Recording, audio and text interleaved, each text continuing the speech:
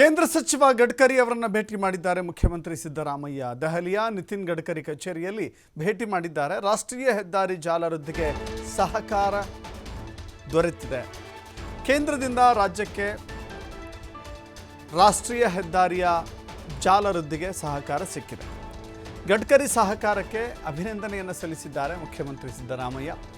ಮೈಸೂರಿನಲ್ಲಿ ಫ್ಲೈಓವರ್ ನಿರ್ಮಾಣ, ಹುಬ್ಬಳ್ಳಿ ಧಾರವಾಡ ಬೈಪಾಸ್ ರಸ್ತೆ ನಿರ್ಮಾಣ, ದೇವಲಗಾಣಗಾಪುರ ಪಂಡ್ರಾಪುರ ಹೆದ್ದಾರಿ ಯೋಜನೆ, ಈ ಯೋಜನೆಗೆ ಅವಕಾಶ ನೀಡುವಂತೆ ಮನವಿಯನ್ನು ಮುಖ್ಯಮಂತ್ರಿಗಳು ಸಲ್ಲಿಸಿದರು.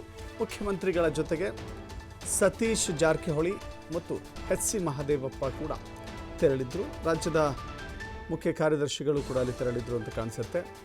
ಜೊತೆಗೆ ಆರ್ಥಿಕ ಸಲಹೆಗಾರ ಬಸವರಾಜ ರಾಯರೆಡ್ಡಿ,